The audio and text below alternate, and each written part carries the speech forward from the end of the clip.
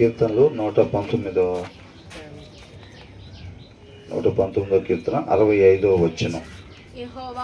యెహోవా నీ మాట చొప్పున నీ సేవకునికి నీవు మేలు చేసి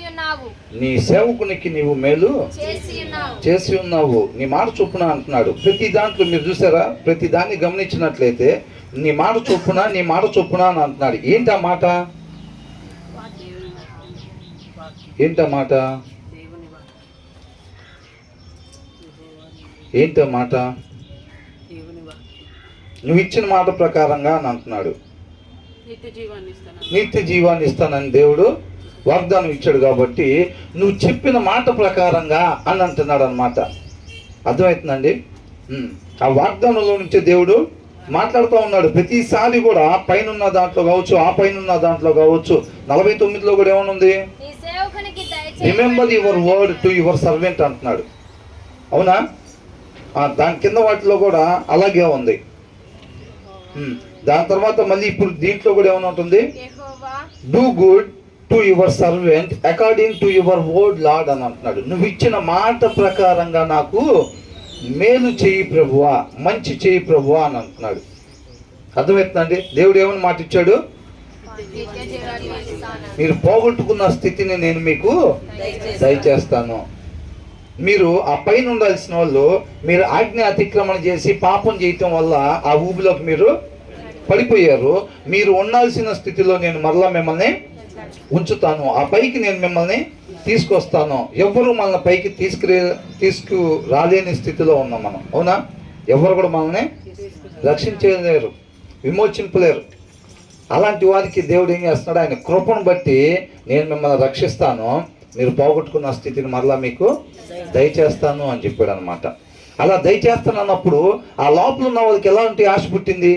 ఇక మనం రాలేము, ఇక ఇంతే, రేపు రోజున తీర్పు వచ్చింది అని అంటే ఈ పాపం అనే ఊబిలో ఉన్న ప్రతి ఒక్కరు కూడా నరకానికి వెళ్ళాల్సిందే అనే ఆలోచనలో ఉన్నప్పుడు ఆయన వచ్చి రక్షకుడు ఏమంటున్నాడు?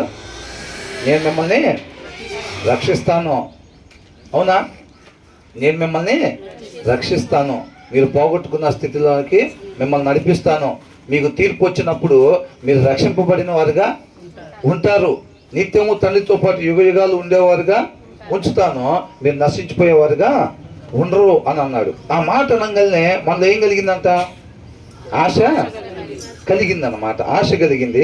సందేహించకుండా ఆయన్ని నమ్మి విశ్వసించినట్లయితే గనక ఆయన మాట ప్రకారంగా మనం సందేహించకుండా నమ్మి విశ్వసించాము అని అంటే దాని అర్థం ఏంటి?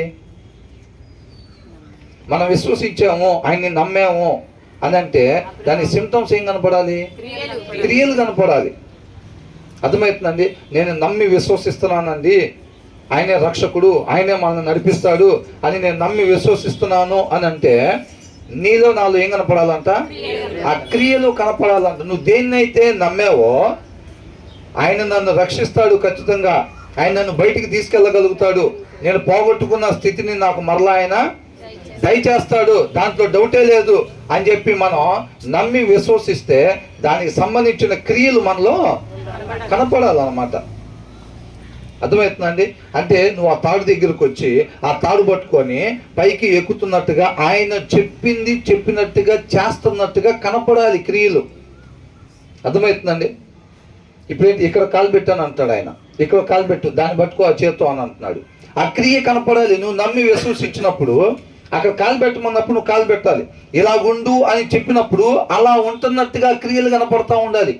నువ్వు నేను వాక్యాన్ని అనుసరిస్తున్న క్రియలు కనపడతా ఉండాలి. శరీరం వేరేది కోరుకుంటా ఉండిద్ది. అర్థమవుతుందండి? శరీరాశలను చంపాలి అని అంటే వాక్యాన్ని అనుసరించాలి, అది తప్ప ఇంకొకటి లేదు. ఆయన చెప్పింది చేయటం అంతే. ముందున్న పరిస్థితి మనం చూసేవారుగా ఉండకూడదు. ప్రతి విశ్వాసి కూడా విశ్వాసం మూలంగానే ఈ లోకాన్ని జయిస్తాడంట. కాబట్టి మనం విశ్వాసం కలిగి చూసేవారుగా ఉండాలి తప్ప ముందున్న పరిస్థితులు మనం చూసి నడుచుకునేవారుగా ఉండకూడదు. మనం నమ్మి విశ్వసిస్తున్నాము అని అంటే ఆయన ఎలా ఉండమంటున్నాడు వాక్యంలో, ఆయన ఎక్కడ కాలు పెట్టమంటున్నాడు, ఎక్కడ చేయి దేంతో పట్టుకోమంటున్నాడు, తర్వాత ఎక్కడ చేయి పెట్టమంటున్నాడు, ఎక్కడ కాలు పెట్టమంటున్నాడు, ఎలా ఎక్కమంటున్నాడు, దాని ప్రకారంగా మనం చేసేవారుగా ఉండాలన్నమాట. ప్రభా నువ్వే రక్షకుడివి, నువ్వు నన్ను నడిపిస్తావు, నేను నమ్ముతున్నాను అని చెప్పి ఆయన అక్కడ కాలు పెట్టు అని అంటే మనం పెట్టకుండా ఉంటున్నాం అనుకోండి, ఆ నమ్మకం ఏం నమ్మకం? దెయ్యాల నమ్మకం అది. అవునా? ఏంటి నన్ను నమ్మట్లేదా, నేను రక్షిస్తాను అంటున్నాను కదా, నేను మాట ఇచ్చే కదా పోగొట్టుకున్న స్థితి మరలా మీకు దయచేస్తానని అంటే ఏం చెప్తున్నారు? నమ్ముతున్నాం ప్రభువా, నువ్వు రక్షకుడివి, కంపల్సరిగా మమ్మల్ని రక్షిస్తావు, నువ్వు ఇదే మార్గాన ఈ బావిలోనే నువ్వు ఉండి పరిశుద్ధాత్మ ద్వారా ఈ లోకంలో జన్మించడా లేదా? దేవుడు జన్మించి నువ్వు ఎవరు ఎక్కలేని దీన్ని నువ్వు పైకి వెళ్ళి పునరుద్ధానుడై తిరిగి లేచి తండ్రితో పాటు యుగ యుగాలు ఉన్నవాడివి, నువ్వు జయించినోడివి, నీకు దారి తెలిసినోడివి, మమ్మల్ని అందరినీ నువ్వు అక్కడికి నడిపించగలిగినోడివి, నేను నిన్ను నమ్ముతున్నాను అని చెప్పి మరి కాళ్ళు ఎక్కడ పెట్టానంటే ఏం చేస్తున్నావు? పెట్టట్లా.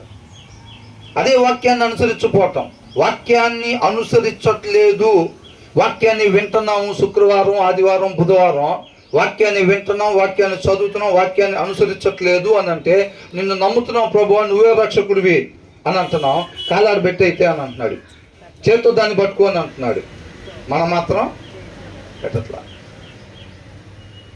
ఎన్ని సంవత్సరాలు ఆయన్ని నమ్మితే మనకు రక్షణ వచ్చింది? పోగొట్టుకున్న స్థితిలోకి ఎలాగ మనం వెళ్ళేది? వాక్యాన్ని అనుసరించడం మార్గం తప్ప వేరొక మార్గం లేదు.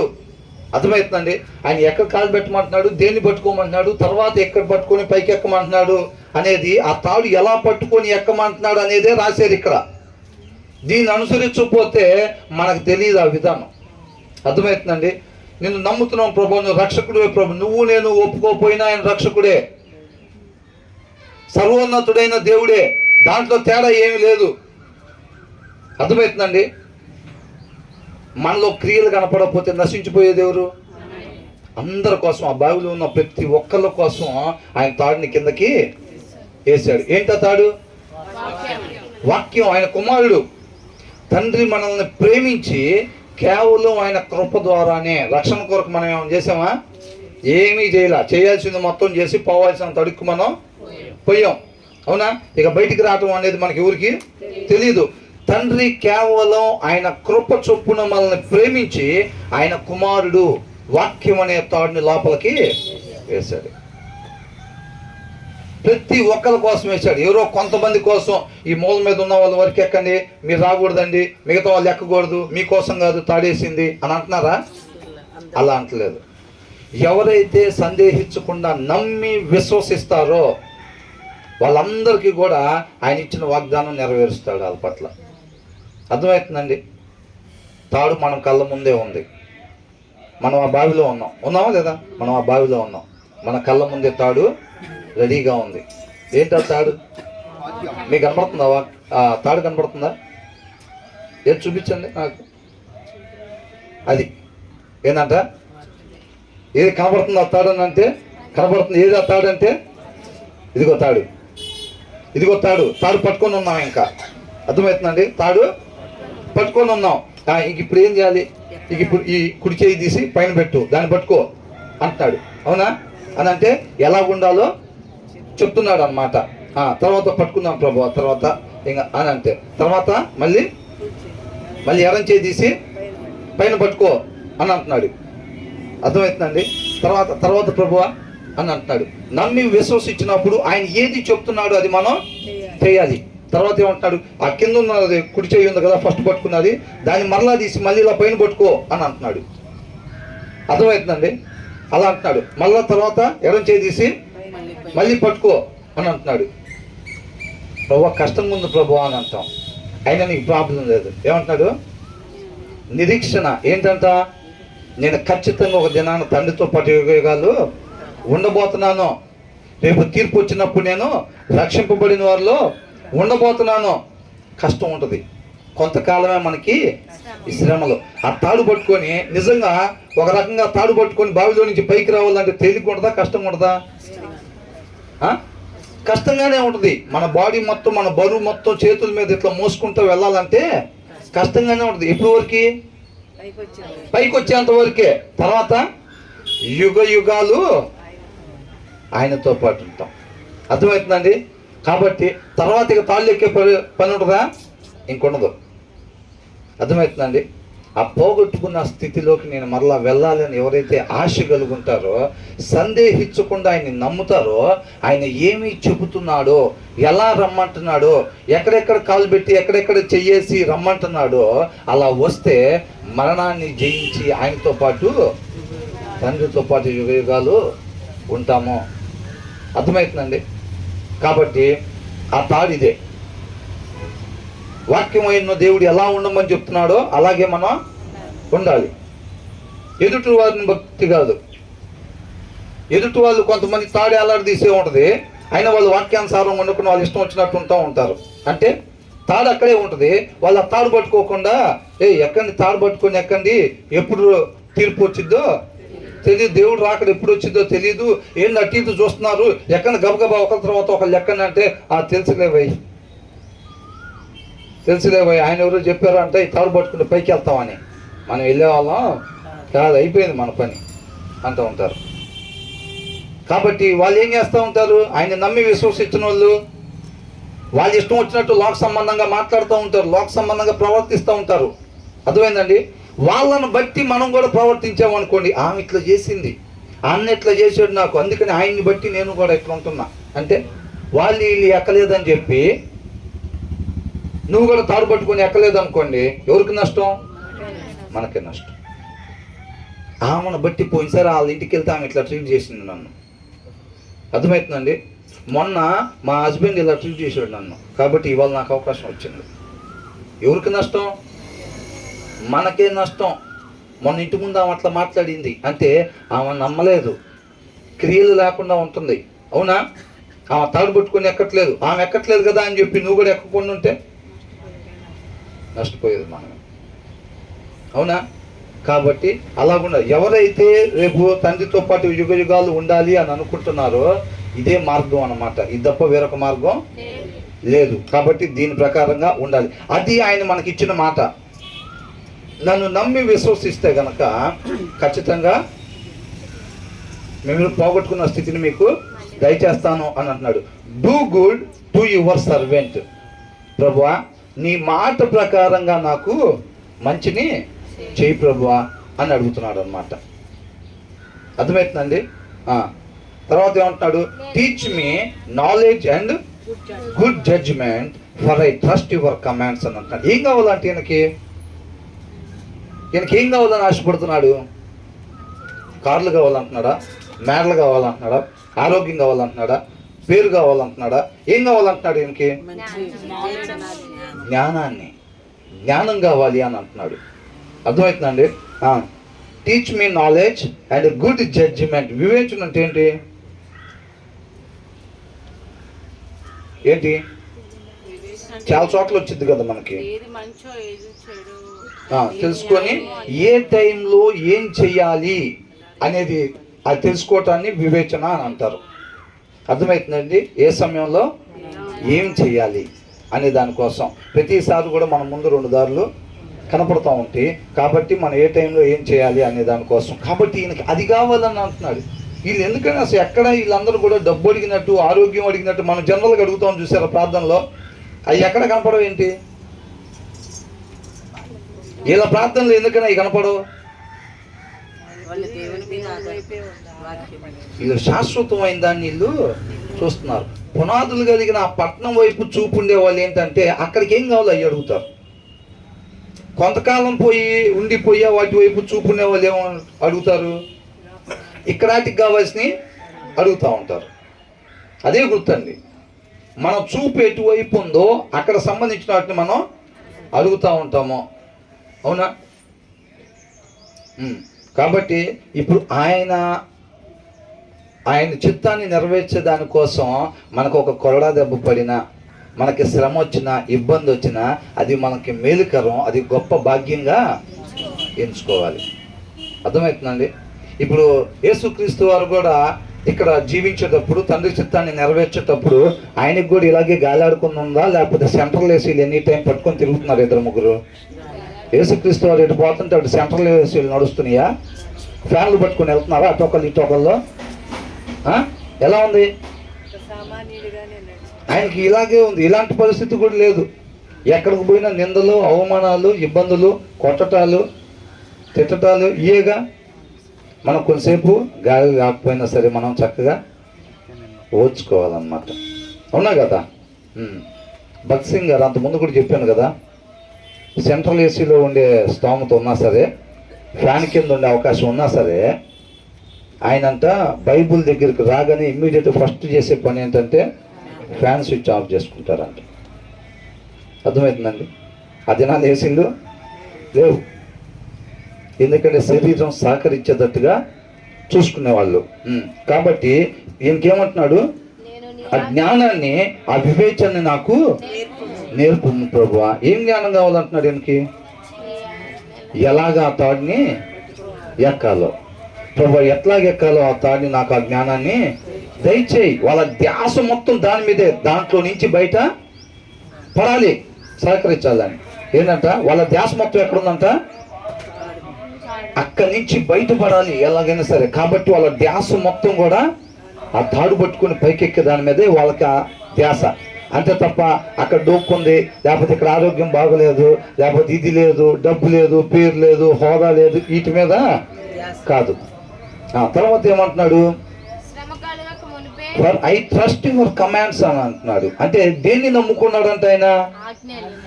చుట్టాలను నమ్ముకున్నాడా? డబ్బును నమ్ముకున్నాడా? మరి దేన్ని నమ్ముకున్నాడు ఆయన?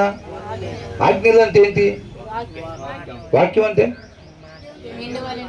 ఆయన చెప్తున్నాడు చూసారా, అక్కడ కాలు పెట్టి అంటున్నాడా, ఇక్కడ చేయి పెట్టి అంటున్నాడా?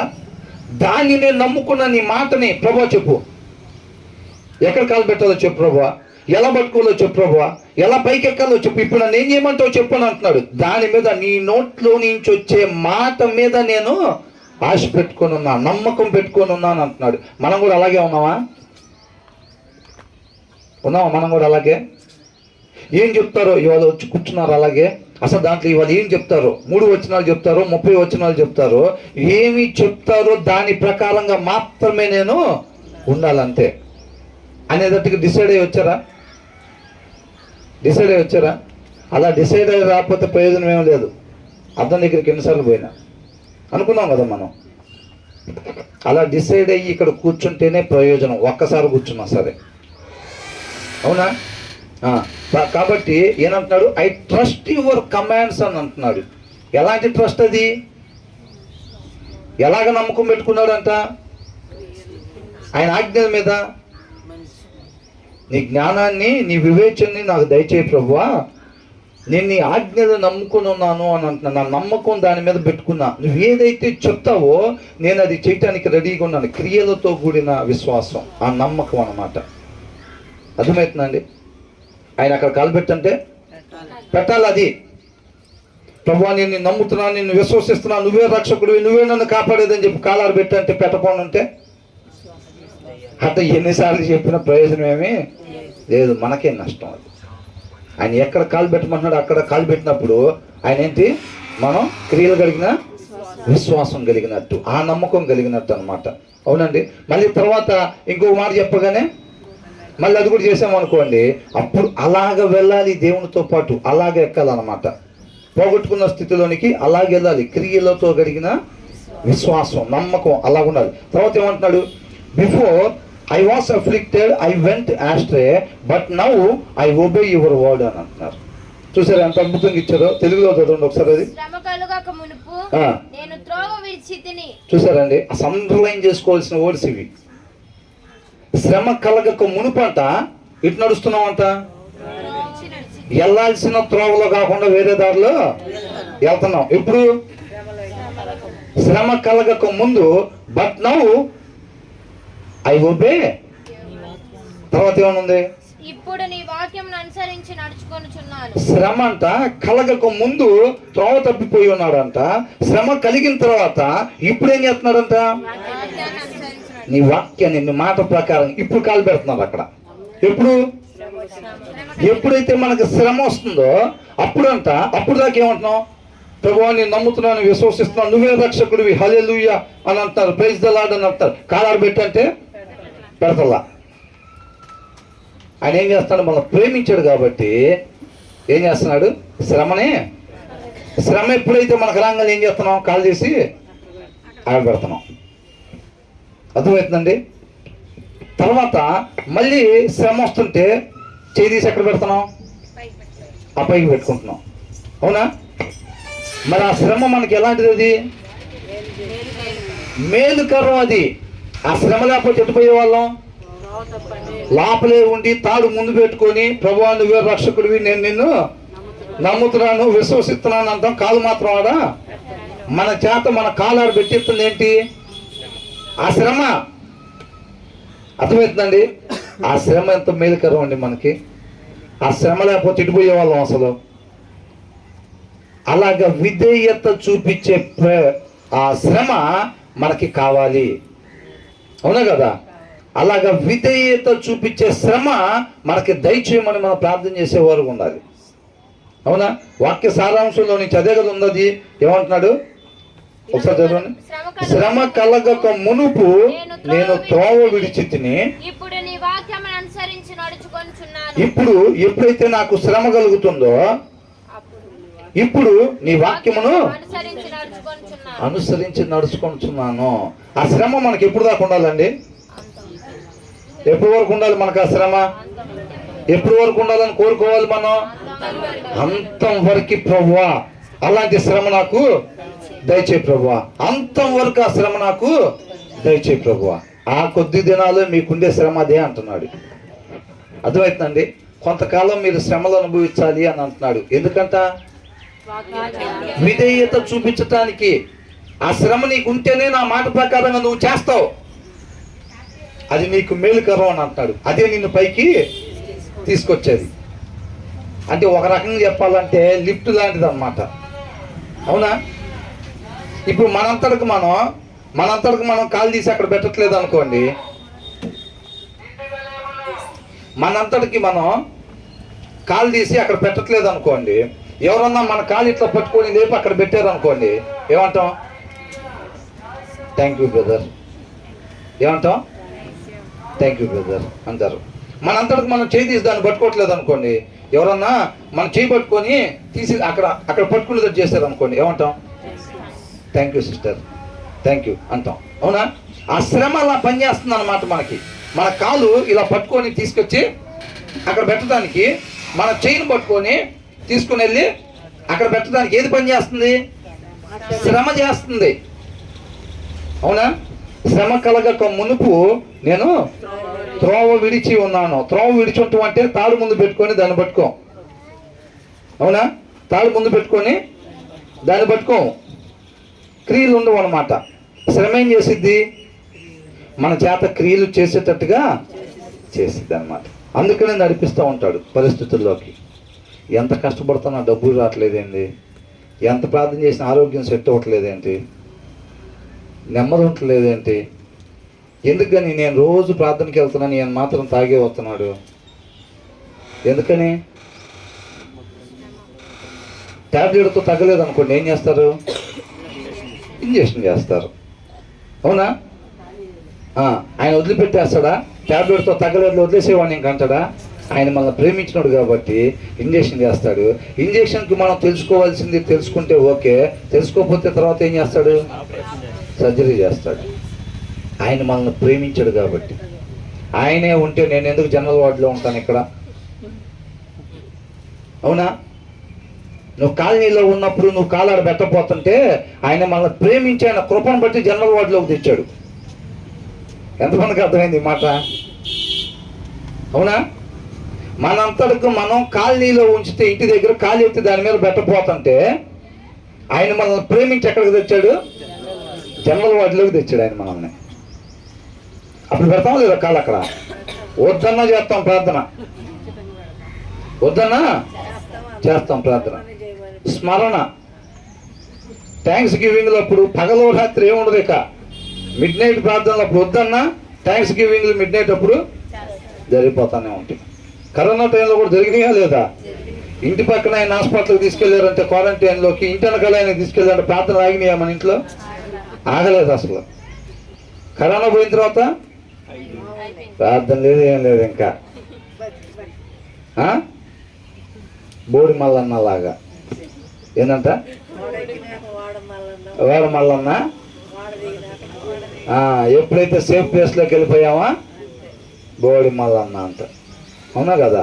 ఇక లేదుగా పైన వైరస్ బయట పోయిందంట అనగానే అమ్మయ్య తీసేయండి బైబిల్ ఇంకా ఆడబెట్టి తీసుకెళ్ళి అందరి బైబిల్ తీసుకుని అందరి బైబిల్ తీసుకుని ఆడబెట్టండి అల్మర్లో.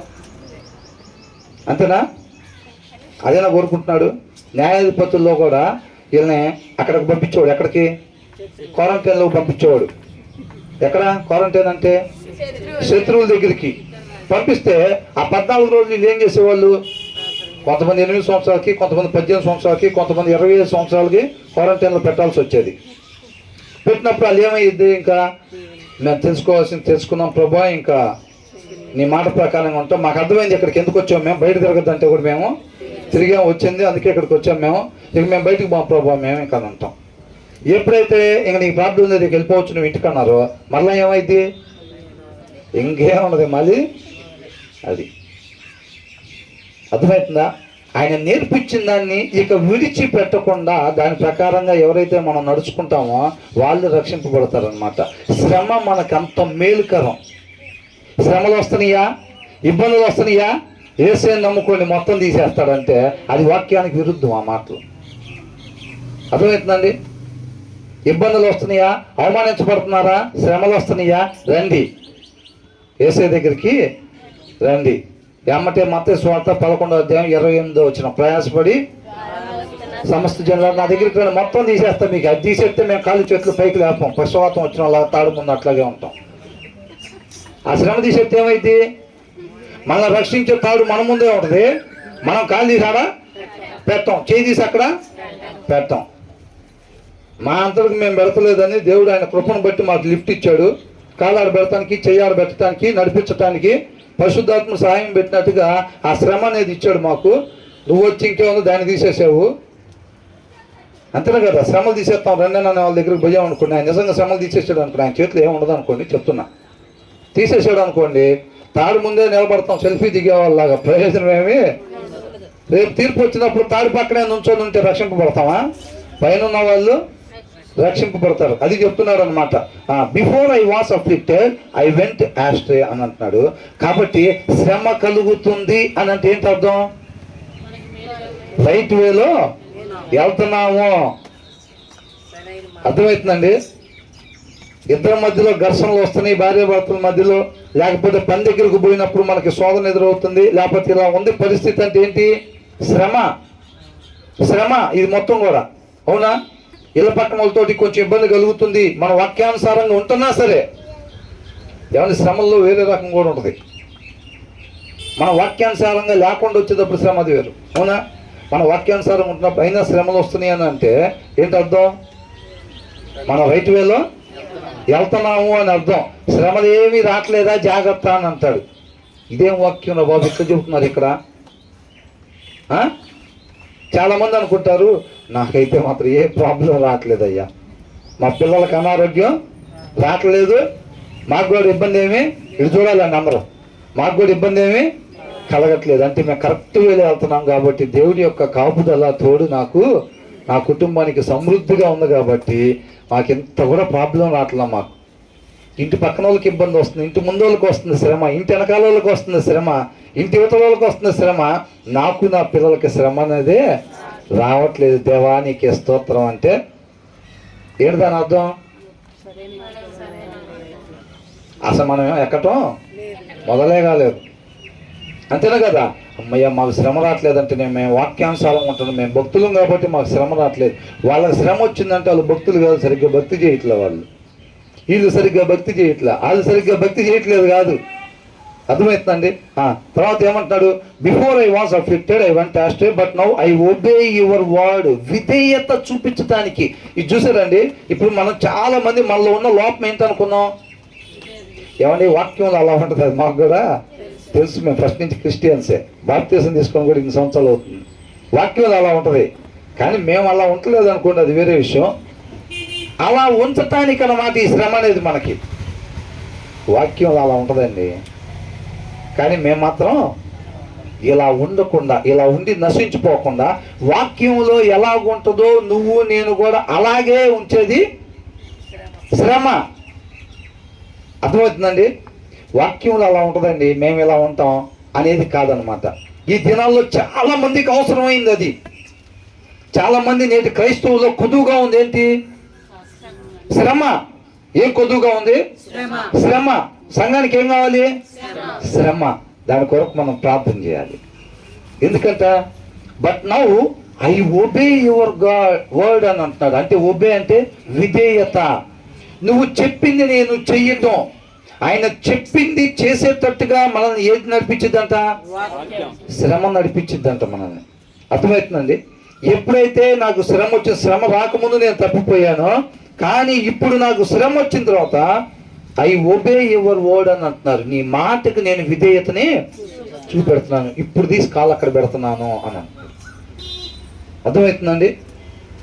ఆ శ్రమ రావటం వల్ల మనం ఏంటంటే చాలా మంది వాక్యం అబద్ధాలు ఆడొద్దని ఉంటుంది, మేము ఆడుతూ ఉంటాం. సీరియల్ చూడొద్దని ఉంటుంది, మేము చూస్తూ ఉంటాం. కుళ్ళుకోవద్దని ఉంటుంది, మేము కుళ్ళుకుంటాం. ఈర్షపడొద్దని ఉంటుంది, ఈర్షపడతాం. అంటే మనకి ఏం కొదువైంది? శ్రమ కొదువైంది మనకి. అర్థమవుతుందండి? వాక్యం అలా ఉంటుంది, కానీ మనం ఇలా ఉండకుండా ఉండాలంటే మనకు రావాల్సిన స్థాయిలో ఆ విధేయతని నేర్పించే శ్రమ మనకి కావాలి. ఆ శ్రమే కొదువుగా ఉంది. అప్పుడు వాక్యంలో అలాగుంటే మనం కూడా అలాగే ఉంటాం. మనకి కావాల్సినంత ఆ శ్రమ వచ్చినప్పుడు. అర్థమవుతుందండి? ఆ శ్రమ మనకు కొదువైనప్పుడు ఏమైంది? వాక్యం అలా ఉంటుంది, మనం మాత్రం ఇలా ఉంటాం. అర్థమవుతుందా? వాక్యం అలా ఉంటుంది, మనం మాత్రం ఇలాగుంటాం. వాక్యం అలాగుంటుంది, మనం కూడా అలాగ ఉండాలంటే శ్రమ కావాలన్నమాట. ఆ శ్రమే మనల్ని ఆయన మాటకి విధేయత చూపించేటట్టుగా చేసిద్దాన్ని. ఎంతమంది కావాలనుకుంటున్నారు అది? ఆయన మాటకి విధేయత చూపించాలి. మనం కూడా ఏంటంటే వాక్యం అని తెలుసండి మాకు, వాక్యం తెలియకేం కాదు, వాక్యంలో ఏముందో మాకు తెలుసు, కానీ దాని ప్రకారం ఉండలేకపోతున్నాం. అవునా? ఆయన మాటకి విధేయతని చూపించలేకపోతున్నాం. ఆ విధేయత చూపించేటట్టు చేసేదే శ్రమ అని అంటున్నాడు. వాక్యంలో అలా ఉందండి. వాక్యం తెలీదా? దావీదు గురించి చెప్పమంటే బ్రదర్ మీరు 2 నిమిషాలు పక్కన కూర్చుంటే స్టార్టింగ్ నుంచి వెళ్ళిందా మేము? ఆయన ఎవరితో ఫైటింగ్ చేశాడు, ఎవరిని వివాహం చేసుకున్నాడు, ఆయన ఎలా వచ్చాడు, తర్వాత ఆయనకి పిల్లలు ఎవరు పుట్టాడు, ఎప్పుడు ఆయన పట్టాభిషేకం చేశాడు, ఆయన జీవితం ఎక్కడ ముగిసిపోయింది మొత్తం మేము చెప్పేసేస్తాం. మోషే ఎక్కడ పుట్టాడు, ఆ బుట్టలో నుంచి తర్వాత ఎట్లా వచ్చాడు, ఎవరి దగ్గర పెరిగాడు, కొంతకాలం తర్వాత ఏ బానిసల దగ్గరికి వెళ్ళాడు, ఏ బానిసలని తర్వాత ఆయన ఒకరిని హత్య చేసి మళ్ళీ పారిపోయి మళ్ళీ తిరిగి వచ్చి. అవునా కదా? ఇదంతా మోషే గురించేనా? తెలుసా లేదా మీ అందరికి? ఇది తెలుసు. తెలియక కాదు, కాకపోతే వాక్యం తెలియక కాదు, దాని ప్రకారంగా మనం జీవించకపోవటం వల్ల అది మనకు కావాల్సింది. దాని ప్రకారంగా మనం జీవిస్తేనే, ఆయన చెప్పినట్టుగా చేస్తేనే నిత్య జీవంలోకి మనం వెళ్తాము. అలా మనం నడిపించేది, ఆయన మాటకి విధేయత చూపించేదంట శ్రమ. ఏంటి రాత్రి 15 అధ్యాయాలు చదివాను కదా, పొద్దున్నే గొడవైంది ఏంటి ఎంతో?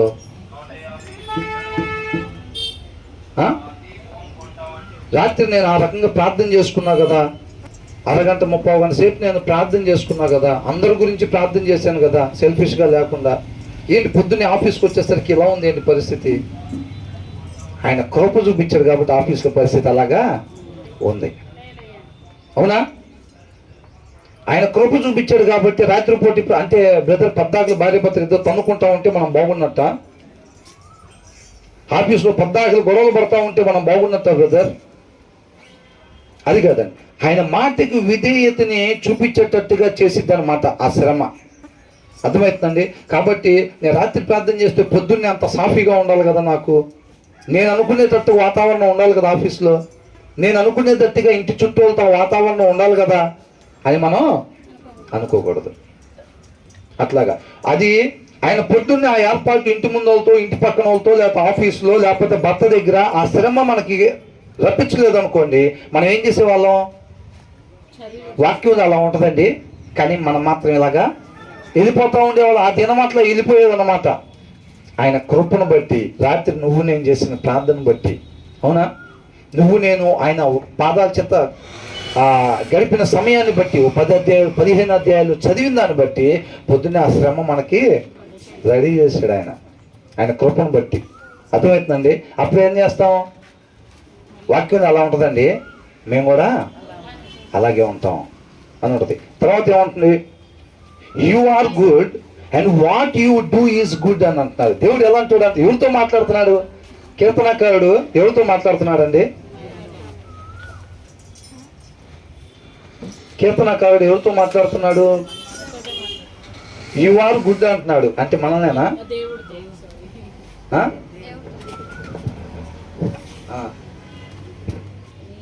ఏమంటున్నాడు? తెలుగు చదవండి. నీవు దయాళుడవై మేలు చేయుచున్నావు. ఇక్కడ ఇంగ్లీష్ ఏమనుందంటే యు ఆర్ గుడ్. ఎలా అంటాడు అంట దేవుడు? మంచివాడు. నీవు మంచివాడు ప్రభువా, నువ్వు చేసే ప్రతిదీ మంచిది అని అంటున్నాడు. అది నమ్మి విశ్వసించటం అంటే ఏంది ఇలా జరుగుతుంది మనకు? అసలు దేవుడే నడిపిస్తున్నాడా, దురాత్మలు ఏమైనా నడిపిస్తున్నాయా మనల్ని? కొంతమంది డౌట్. ఎవరు నడిపిస్తే నడుపుతున్నామో కూడా అర్థం కావట్లేదు. మనం ఎవరిలో నాటబడి ఉన్నామో కూడా కొంతమందికి డౌటే. అవునా బ్రదర్? ఇట్లా వచ్చింది ఆలోచన, అది దేవుని ఆత్మ నడిపింపేనా లేకపోతే దురాత్మ ఏమన్నా ప్రేరేపిస్తుందా అట్లా చేయాలని డౌట్ మనకి.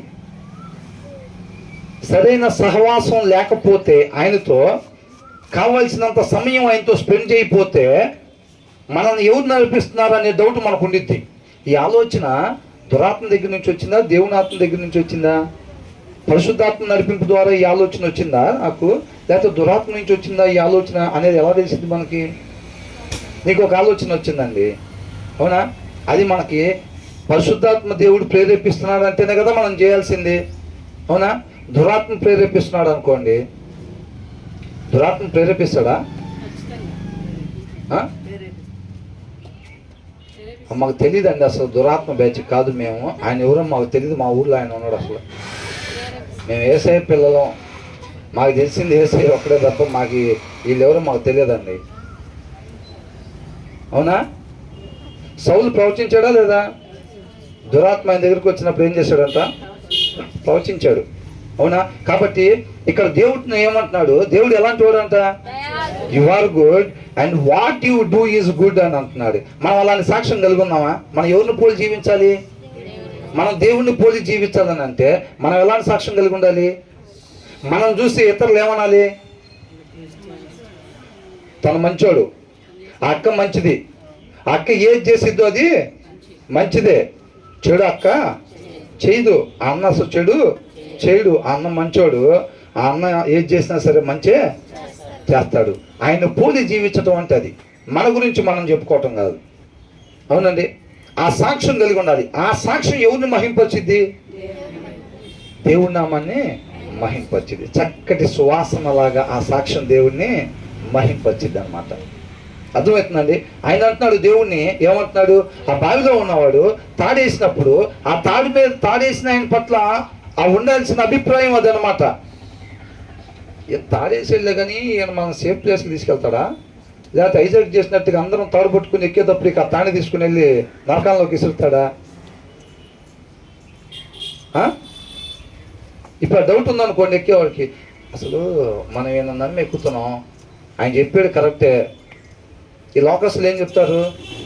అదే నేను నీకు మంచి ప్లాన్ చెప్తాను, రారా నీకు మంచిది ఒకటి చేస్తా అని చెప్తారు. కిడ్నాప్ చేసి ఇప్పుడు కొంతమంది గొడవ ఆడుకునేటప్పుడు ఏం చేస్తారు తెలుసండి? యవనస్తులు కొంతమంది తాగి గొడవ ఆడుకొని ముందే ఒక 3-4 కలిసి వాడిని చంపుదామని మాట్లాడుకుంటారు.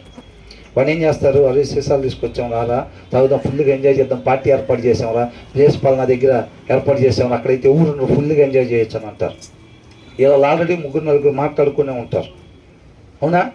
వాడిని తీసుకెళ్తారు పార్టీకి. వాడిని తీసుకుని వెళ్ళి అక్కడ ఆడికి మందు పోపించి వీళ్ళు లైట్గా తాగి ఏం చేస్తారు? తర్వాత ఆడి మీద అటాక్ చేసి చంపేసేస్తూ ఉంటారు, అవునా కదా? వీళ్ళు ఏమని చెప్పి తీసుకెళ్ళారు? అరే సూపర్గా ఎంజాయ్ చేస్తారా, నువ్వు సంతోషంగా ఉండేటట్టుగా మేము ప్లాన్ చేసాంరా. ఏంటంట? నువ్వు సంతోషంగా ఉండేటట్టుగా ప్లాన్ చేసాంరా మేము అని అన్న. దేవుడు ఏం చెప్పాడు?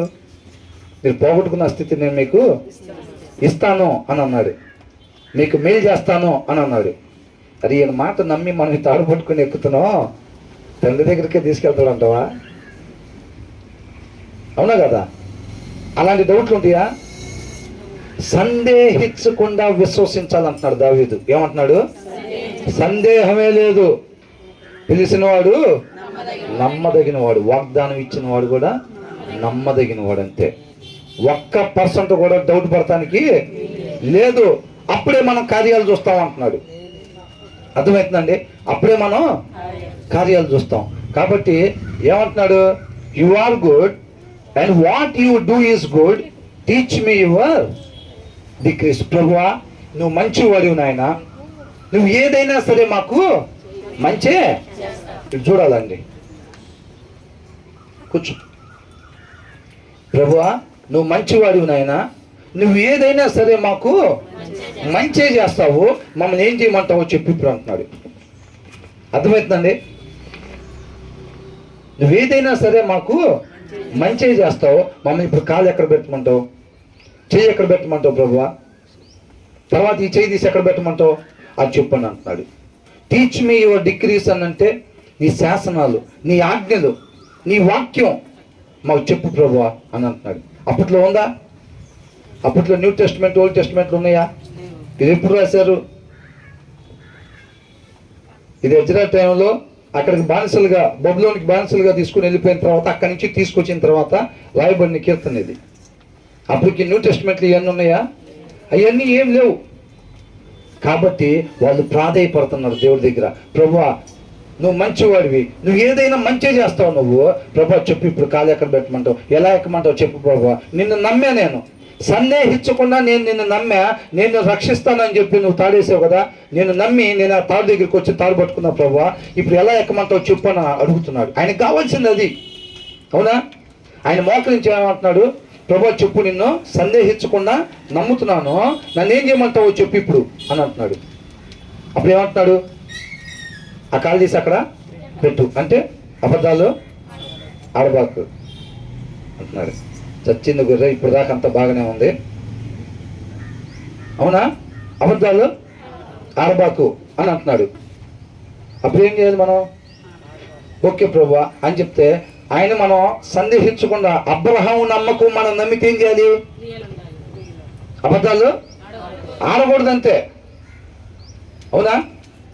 తర్వాత ఏమంటున్నాడు? ఈ చేయి తీసి అక్కడ పెట్టు అంటున్నాడు. అంటే సీరియల్స్ చూడబాకు అంటున్నాడు. వినాలండి, సీరియల్స్ చూడబాకు అంటున్నాడు. అంటే ఈ చేయి తీసి అక్కడ పెట్టు అంటున్నాడు. మనం ఆయన నమ్మినప్పుడు ఎలాంటి నమ్మకం కావాలి? క్రియలతో కూడిన నమ్మకం కావాలి. మనకి క్రియ ఉంది అంటే మన దగ్గర ఏంటది?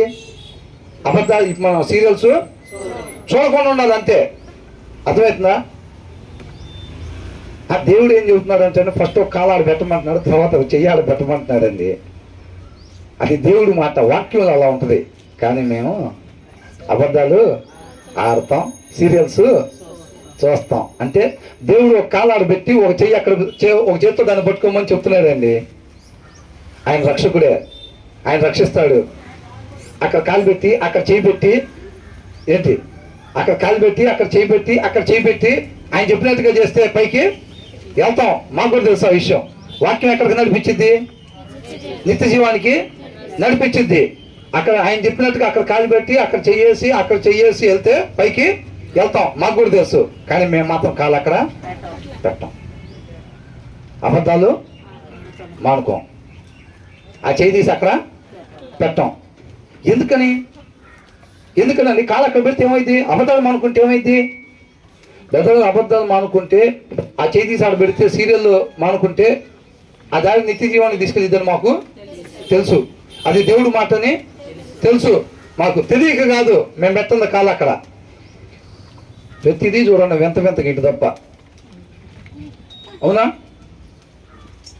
ఇప్పుడు కాళ్ళు అక్కడ పెడితే, చెయ్యి అక్కడ పెడితే ఎక్కడికి వెళ్తామో తెలుసు. తెలియక ఇది చూడండి, మీరు తెలుగులో చెప్పా కదా, అందుకనే కొంతమంది దేవుని సేవకులు ఎట్లా చెప్తారు తెలుసండి? సిగ్గు లేదా? ఎన్నిసార్లు చెప్పాలి అసలు మీకు? దేవుడు మాట కదా అది. అన్నం తింటున్నారా, ఏం తింటున్నారు అని చెప్తాడు. వాక్యాలు చెప్పేవాళ్ళని చూడలేదా? చెప్తా ఉంటారు. మనిషి ఎట్లా బాగుతా ఉంటే అలా పక్కకు తెప్ప. అసలు ఇట్లా సాఫ్ట్గా చెబుతున్నాం అనుకోండి, అన్నీ వింతే. ఏమైంది అక్కడ? ఇదేంటి గాలికి ఇట్లా కలుగుతుంది? అవునా? మనకి కాలు ఎక్కడ పెట్టాలో, చెయ్యి ఎక్కడ పెట్టాలో తెలియక కాదు మనకి. తెలుసా తెలీదా? తెలుసా తెలీదా? కాలు ఎక్కడ పెట్టాలో తెలుసు, చెయ్యి ఎక్కడ పెట్టాలో తెలుసు, కాలు అక్కడ పెడితే ఎక్కడికి వెళ్తామో తెలుసు. వాక్యం తెలియక కాదు, కానీ పెట్టమంతే. ఎందుకని? ఎందుకు పెట్టరు బ్రదర్? నీళ్ళలో మునిగామంతే. ఆ అవిధేయతని మేము చంపలా. ఏందంట? అవిధేయతని చంపలా. ఆయన మాట ఆడ పెట్టమంటున్నాడు కాలు, మేము పెట్టము. ఆయన పండు తినొద్దన్నాడు, మేము తింటాము. అంతేనా కదా? అదేనా కదా జరుగుతుంది? అదే కుదువైంది. నా పిల్లలు నా మాట అట్లా వింటలేదు, నేను వాళ్ళకి సహాయం చేయాలి, ఆయన ప్రేమిస్తున్నాను, వీళ్ళు వింటలేదు కాబట్టి వదిలేయలేము కాబట్టి శ్రమనే లిఫ్ట్ని ఇస్తున్నాడు. చేతులకి, చెయ్యికి, కాలికి మిషన్లు బిగిస్తున్నాడు దేవుడు. నువ్వు కాలు ఎత్తలేకపోతే ఏం చేసిద్ది? అది ఎత్తాడు పెట్టించిద్ది. ఏంటిది? 108. అంతేగా? అది తర్వాత చెయ్యాడు పెట్టలేకపోతున్నాం అనుకో, భర్తతో గొడవ, ఆఫీస్లో ఇబ్బంది. బ్రహ్మాండంగా చెప్పారు, మీరు చెప్పింది చేసే కదండి, అయినా ఏంటంటే మరి నువ్వు చెయ్యి పెట్టమన్నప్పుడు పెట్టచ్చుగా. పెట్టకపోతే రాత్రి దేవుడు చెప్పాడు ఇట్లా చేయమని. ఏంటంట? రాత్రి దేవుడు చెప్పాడు, పొద్దున్నే ఆఫీస్లో అమ్మాయికి అట్లా చేయండి, ఈ అబ్బాయికి అట్లా చేయండి. అవునా? ఏందమ్మా తల్లి, రాత్రి 6 గంటల సేపు ప్రార్థన చేసుకున్న ఆ దారి నేను పొద్దున్నే గొడవ తగలబడ్డావేంది అంటే దేవుడు చెప్పాడమ్మా, నువ్వు వాడు చెయ్యి పెడతలేదంటగా, ఇక్కడ కాలు పెడతలేదంటగా నువ్వు. దేవుడు చెప్పాడు. లేకపోతే నాకేమన్నా డబ్బులు ఇస్తారేంది ఎవరన్నా? ఆయన చెబితే వచ్చి గొడవ పడతామేలే కానీ లేకపోతే నాకేం పని అని అంటారు. నీతిమంతులు మేలు కొరకే సమస్తం సమకూడి జరుగుతూ ఉంటాయి.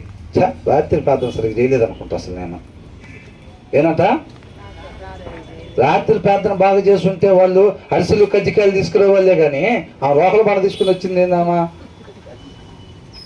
రాత్రి ప్రార్థన బాగానే చేసాం కాబట్టి రోకల బండ తీసుకుని వచ్చింది. అవునా కదా? ఆ రోకల బండే మనల్ని కాలు తీసాడా పెట్టించింది. అది అదే మన నిత్య జీవంలో నడిపించా. ఏందండి ఇప్పుడు మీరంతా మేలు పొందుకోవాలి, తండ్రితో పాటు యుగాలు ఉండాలన్నా కోటా దెబ్బలు కొడుతున్నారు. అవునా కదా? రాత్రి మొత్తం ఆయన ప్రార్థనలో గడిపొచ్చాడంట. ఎవరు? యేసుక్రీస్తు వారు. రాళ్ళు తీసుకొని కొడతా కెమర పడుతున్నారు.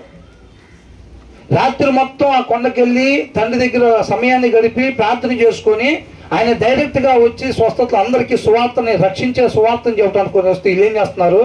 నేను తండ్రి ఒకటే, తండ్రి పంపిస్తేనే నేను వచ్చా, నా అంతటికి నేనేం మాట్లాడతలేదు, తండ్రి మాట నేను మాట్లాడుతాను, నువ్వు తండ్రి ఒకటేంది అసలు అని వీళ్ళు ఏం చేస్తున్నారు? ఎమ్మటే రాళ్ళు తీసుకుంటున్నారు. యేసుక్రీస్తు వారు అనుకున్నారా ఏంది రాత్రి ప్రార్థన సరిగ్గా చేయలేదయ్యింది నేను అని?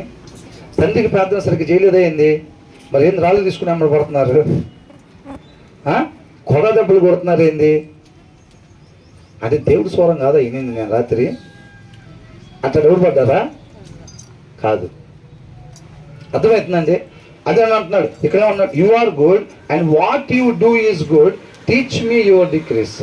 ప్రభా నువ్వు మంచివాడివి, నువ్వు ఏది చేసినా అది మాకు మంచే చేస్తావు కాబట్టి చెప్పు ప్రభా, ఎలా ఏం చేయమంటావు ఇప్పుడు మమ్మల్ని? అలా వచ్చి కూర్చున్నారా? వాక్యం స్టార్ట్ చేసే ముందు అలాగే, ప్రభా మనం కనపడకూడదు, మరుగు చేయబడి నీ సేవకుని మరుగు చేసి నువ్వే మాతో మాట్లాడు. ఆ ప్రభా ఏం చేయమంటావు చెప్పు ప్రభా అన్నట్టు కూర్చున్నారా? అలా కూర్చోకపోతే దొన్నబడి నేలలాగా లేదని అర్థమవుతుందండి. ప్రభా ఏం చేయమంటావు చెప్పు, ఆ కాలు తీసి అక్కడ పెట్టు అనగానే అంటే ఏమంటున్నాడు? నిన్ను వల్ల నీ పొరుగు వారిని అని అంటాడు, ప్రేమించమంటున్నాడు. ఆ కాలు తీసి అక్కడ పెట్టాను అంటున్నాడు. అబ్బో, అది వాక్యం అట్లా ఉంటుందని మన దేశం, కానీ అది మనం చేసేది కాదు. మనం చేసేది కాకపోతే ఏముంది? రేపు మనకు ఒక బ్యాచ్ ఉంటారు, ఆ బ్యాచ్తో పాటు డీప్ ఫ్రై. ఏంటంట? Deep fry. అవునా? డీప్ ఫ్రైలో ఉంటాం. మనం కాదు సార్ బో, మనమే ప్రేమిస్తామండి. మనం అంటే ప్రేమించుకుంటాం. మన పిల్లల వాటికైతే ఓకేలే, కానీ ఇంటి ముందామని, ఇంటి పక్కన వాళ్ళని, ఇంటి వెనకాల వాళ్ళని, కానీ వాళ్ళు ఏమన్నా మనం ప్రేమిస్తుంటే అదే రీతిగా మంచిగా మాట్లాడి నువ్వు బాగుండాలి, నీ పిల్లలు బాగుండాలి అంటే మనం కూడా నువ్వు బాగుండాలి, అయితే నీ పిల్లలు కూడా బాగుండాలన్నట్టే అనుకోవచ్చు. ఆమె మనం చూస్తే కుళ్ళుకొని ఎడుస్తూ ఉండిద్ది. అయినా మనం ప్రేమించాలంటే వాళ్ళని మనం నాశనం అయిపోవాలి, మన పిల్లలు నాశనం అయిపోవాలి ఆమె అనుకుంటుంది. అయినా సరే మనం ఏమనాలంట, నువ్వు బాగుండాలి, నీ పిల్లలు బాగుండాలి, మీ చుట్టాలందరూ బాగుండాలి. అవునా? యేసయ్య కొడుతుంటే ఏమంటున్నాడంట, తండ్రి వీళ్ళు ఏం చేస్తున్నారు, ఇది లోకంలోది కాదే అనుకున్నారు వాళ్ళు. తండ్రిని కనపరిచాడు కుమారుడు. అర్థమైందండి? కుమారులు ఎవరిని చూశారు వాళ్ళు? తండ్రిని చూశారు వాళ్ళు. అది కరెక్ట్ అనుకున్నారు. మేము కూడా అలా ఉండాలనుకున్నారు. ఇవాళ మనలో చూస్తున్నారు జనం, ప్రార్థన చేసుకుని వస్తాం, 18 సంవత్సరాల నుంచి చర్చికి పోతాం, బాప్తీసం తీసుకొని వస్తాం. వాళ్ళు మేము మా పిల్లలు బాగుండాలని మీరు కోరుకుంటేనే మేము కూడా కోరుకుంటాం. లేకపోతే మేము నాశనం అయిపోవాలి, మా పిల్లలు నాశనం అయిపోవాలని చెప్పి మీరు కానీ కోరుకున్నారు అనుకో, మనం కూడా అంతే కోరుకుంటాం. అంతే కోరుకుంటే ఏమైంది, వాళ్ళతో పాటే ఉండొచ్చు. ఎక్కడ? డీప్ ఫ్రైలో. అవునా? ఇక దానికి క్రైస్తవంతో పనే ఉందండి. దానికి యేసుక్రీస్తు వారి దగ్గరికి రావాలా? వాళ్ళని బట్టి మనం ఉండేదట్టయితే వాళ్ళు ఎలాగున్నా సరే నువ్వు ఎలా ఉండాలంట, నీ కుటుంబం ఎలా ఉండాలంట, వాళ్ళు ఎలాగున్నా సరే నువ్వు నీ కుటుంబం క్రీస్తు వలె ఉండాలంతే. ఆ రోగల మన తీసుకొని రావటం కాదు, తలకాయ మీద వేసినా సరే ఏమనాలి, నోట్లో నుంచి వచ్చే మాట, నువ్వు నీ పిల్లలు బాగుండాలంతే. ఎక్కడి నుంచి రావాలి ఆ మాట?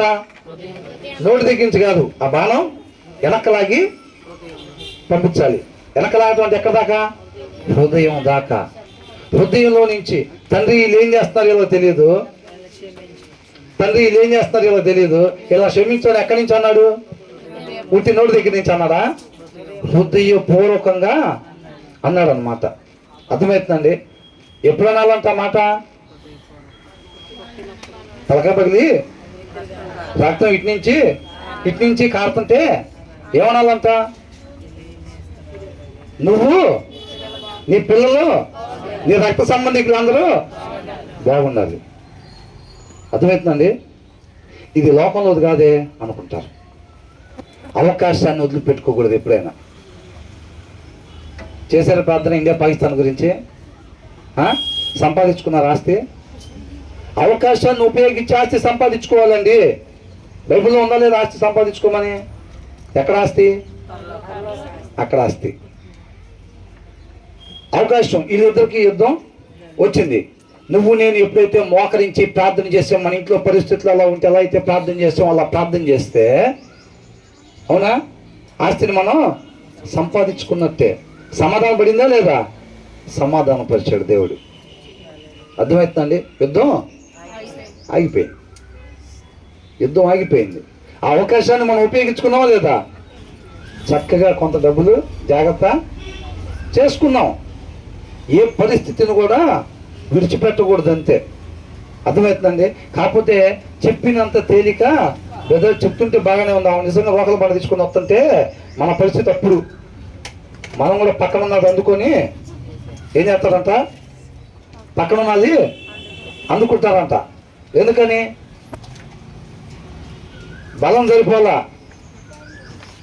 లోపల అనుకుంది ఒకటంట, బయటికి చేసేది ఇంకోటంట. ఎవరు చెప్పారు ఈ మాట? నేను ఒకటి అనుకుని ఇంకొకటి చేస్తున్నాను, వేరొక నియమం పౌలు గారు చెప్పారు. ఎవరు చెప్పారు కూడా మనకి తెలియదు. మేము సెంట్రల్ ఏసీలో పుట్టి పెరిగి మమ్మల్ని తీసుకొచ్చి బేరాల మధ్యలో వేసి ఏందండి మీ గోళ? ఏందంట? సెంట్రల్ ఏసీలో ఏమైనా పుట్టి పెరిగింది అందరం. ఒకసారి మిషనరీల సంగతి చూడండి. ఇంటి దగ్గరికి వెళ్ళిన తర్వాత టీవీలు పెట్టుకొని చూస్తే ఆ మిషనరీలు ఎంత ధనవంతులో ఒకసారి చూడండి.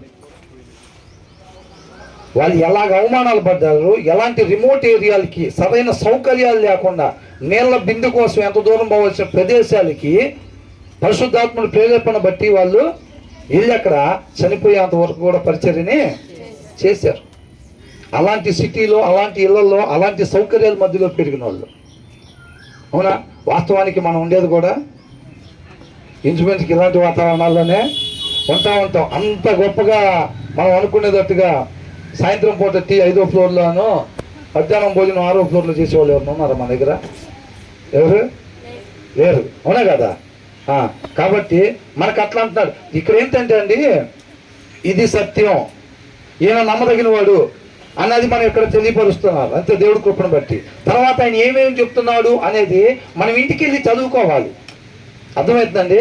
మనం ఇంటికి వెళ్ళి చదువుకోవాలి. మనం ఇంటికి వెళ్ళి చదవకపోతే ప్రయోజనం ఏమీ లేదు. ఆ తర్వాత ఏమన్నాడు?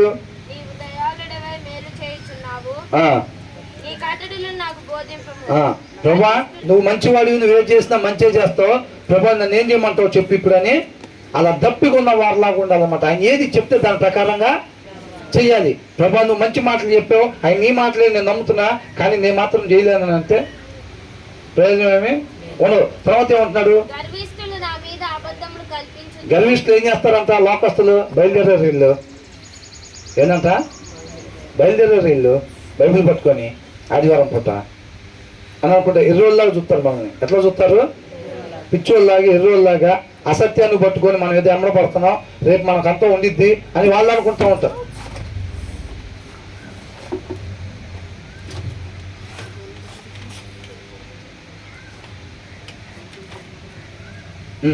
ఏమంటున్నాడు? Though the arrogant have smeared me with lies అని అంటున్నాడు. అర్థమైందండి? అబద్ధాలతో అంట అల్లిక చేస్తారంట. ఎవరు? గర్విష్ఠులు. ఎవరిని? ఈ వాక్యానుసారంగా ఎవరైతే ఉంటున్నారో వాళ్ళ గురించి. అవునా కదా? మనల్ని కూడా ఎట్లా అంటారు? ఇప్పుడు అన్ని ఏమంటారు? వాక్యం తెలియని వాళ్ళు ఏమంటారు? మీరు ధన్యులు బ్రదర్, మంచి మార్గాన్ని ఎన్నుకున్నారు, మీరు మంచి మార్గంలో వెళ్తూ ఉంటారు, మంచి ఆత్మీయ ఆహారాన్ని భుజించి చక్కగా రక్షణలోకి వెళ్తున్నారు అంటారా? ఏమంటారు? పిచ్చోళ్ళలాగా ఉన్నారు, టైం వేస్ట్ చేసుకుంటూ ఉంటారు, ఉండేదే ఆ కానీ 4 పైసల కన్నా ఎక్కువ ఉండవు, ఆ 4గిట్లో 2 పైసలు తీసుకెళ్ళి పంచి పెడతాకి ఇల్లు బయలుదేరతారు. బియ్యం అంటారు, అదంటారు, ఇదంటారు, ఆడికి ఇస్తామని.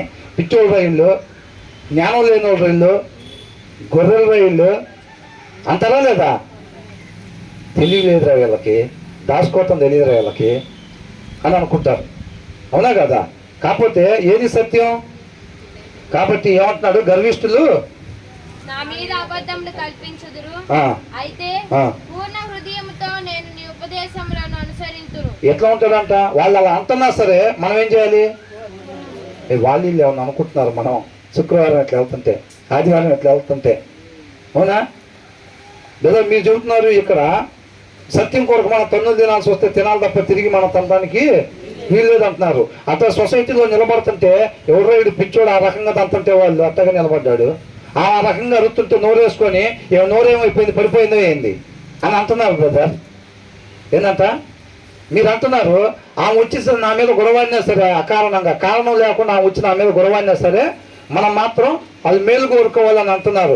జనాలు చూసిన జనాలు ఏమనుకుంటున్నారు అంటే ఆ రకంగా రోడ్డు నోరేసుకుని అరుతుంటే మీ మీద నీ నోరేమైంది, పడిపోయిందా ఏంది, నువ్వు కూడా అరవచ్చుగా అని అంటున్నారు. అయినా మేము నోరు మూసుకొని ఉంటే పిచ్చోళ్ళు అని అనుకుంటున్నారు కదా. అవునా? యేసుక్రీస్తు వారిని ఎట్లా చూశారు వీళ్ళందరూ? అట్లాగే అనుకున్నారు. ప్రవక్తలను ఎట్లా చూశారు? పిచ్చోళ్ళనే అనుకున్నారు. అర్థమవుతుందండి? మరి మనల్ని ఎట్లా అనుకుంటారు? లోకం అంతే అనుకునేది. అందుకని 2 వైపులా మనకి ఫేవర్ కాదు. ఇటు దేవుని దగ్గరికి ఉండాలి, దేవుని చిత్తాన్ని నెరవేరుస్తూ ఉండాలి, అటు లోకంలో వాళ్ళు కూడా మనల్ని మెచ్చుకోవాలంటే అవ్వదు. అది అర్థమవుతుందండి? ఒకటి దేవుడికి దగ్గర అవుతూ ఉంటే దేనికి దూరం అవుతూ ఉంటాం? లోకానికి దూరం అవుతూ ఉంటాం అంతే. వాళ్ళు అలాగే అనుకుంటారు. అరే ఇక్కడ ఉన్న పిచ్చంలాగా ఉందిరా బాబు, ఎవడన్నా తెలిసినా కానీ ఏమి మాట్లాడరు, తగినా కానీ ఏమి మాట్లాడరు. ఆ ఒక్కతే కాదు, వాళ్ళ పిల్లల్ని కూడా అట్టగే పెంచుతుంది అని అనుకుంటారు. మనల్ని జనాల మధ్యలో మనం ఎట్లా పెరుగుతాం? పిచ్చోళ్ళలాగానే పెరుగుతాం. ఎవరికి ఇష్టంగా పెరుగుతాం? దేవుడికి ఇష్టంగా పెరుగుతాం. రెండిట్లో ఏది కావాలో తెలుసుకోండి అని అంటున్నాడు. అయితే చల్లగా అయినా ఉండు, నుదివెచ్చగా ఉండబాకనేది ఎందుకనేది ఇదే. మేము ఇట్ట అనుకుంటాం, జనాలు కూడా మమ్మల్ని అట్టనుకో, జనాలు కూడా నెంబర్ 1 రా వీడు, నెంబర్ 1 రా సిస్టర్స్లో అని అనుకోవాలని కోరుకోకూడదు అని అంటున్నాడు. అర్థమవుతుందండి? తర్వాత ఏమంటున్నాడు, though the arrogant house made me with lies I keep your precepts with all my heart అని అంటున్నాడు. పూర్ణ హృదయంతో అనంత ఆయన మాటని అనుసరిస్తాం. జనాలు ఏదైనా అనుకోని, ఏందంట జనాలు ఏదైనా అనుకోని, జనాల మాటలు పట్టించుకుంటే మనం వాక్యాన్ని అనుసరిస్తామా? అనుసరించదాం. ఏంద్రా ఆయన ఎవడో చెప్పాడని చెప్పి తాడు పట్టుకొని పైకి ఎక్కుతున్నాడు వీడు అని అనుకుంటారు ఆ బావిలో ఉండేవాళ్ళు. ఆ మాటలన్నీ పట్టించుకుంటావా? నువ్వు అక్కడే నశించిపోతావు, మేమందరం ఏదో దారి చూసుకొని రేపు రోజున బయటికి పడతామని అంటూ ఉంటారు వాళ్ళు. వాళ్ళ మాటలు వీళ్ళ మాటలు పట్టించుకొని మనం ఉండకూడదు లోకస్తుల్లాగా. అర్థమవుతుందండి. తర్వాత ఏమంటున్నాడు, అట్లా అంట. చూసారండి, వాక్యం లేని హృదయం ఎలా ఉంటుందంట? క్రొవ్వు బట్టి ఉండిద్దంట. అంటే చెప్పిన పని చేయదు. ఆ దినాల్లో ఇశ్రాయేలీయులకి వాళ్ళ హృదయాలు ఎట్లున్నాయి? కఠినంగా ఉన్నాయి, క్రొవ్విన హృదయాల్లాగా ఉన్నాయి అన్నమాట. అప్పుడు దేవుడు చెప్పిన మాట ప్రకారం వాళ్ళు చేయరు. క్యాలోస్ అని అంటే దేర్ హార్ట్స్ ఆర్ క్యాలోస్ అండ్ అన్ఫీలింగ్ అని అంటున్నాడు. అంటే వాళ్ళు కనికరం లేని వారిగా, హృదయంలో వాక్యం లేని హృదయం కలిగి ఉండే లక్షణాలు అన్నమాట ఇవి. అర్థమవుతుందండి. క్రొవ్విన హృదయం, కనికరం లేని హృదయం, అది ఎవరి హృదయం? వాక్యం లేని హృదయం అలా ఉండిద్ది అనమాట. ఎవరి హృదయాల్లో అయితే వాక్యం ఉండిద్దో వాళ్ళ హృదయం కనికరం కలిగిన హృదయంగా ఉండిద్ది, క్రొవ్విన హృదయంగా ఉండదు. అర్థమవుతుందండి. ఎవరంట? ఈ లోకస్తులు ఎవరైతే అట్లా అంటున్నారో చూసారండి, వాళ్ళ హృదయాలంట పైన వచ్చిన చెప్పారు కదా, వాళ్ళ హృదయాలంట క్రొవ్విన హృదయాలుగా, కనికరం లేని హృదయాలుగా ఉంటాయి. బట్ అవి డిలైట్ ఇన్ వల్ల ఏమంటున్నారండి? తెలుగు చదవండి.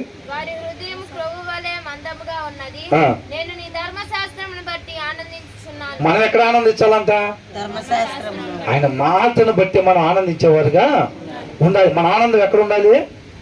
నిరీక్షణ కలిగి నేను తండ్రితో పాటు యుగ యుగాలు ఉండిపోతున్నాను, నేను పైకి ఎక్కుతున్నాను నేను, కాబట్టి మన ఆనందం ఆయన కాలు తీసి అక్కడ పెట్టు, చెయ్యి అక్కడ పెట్టు, తర్వాత ఆ చేయితో దాన్ని పట్టుకో అని అంటున్నాడు. చూసారా?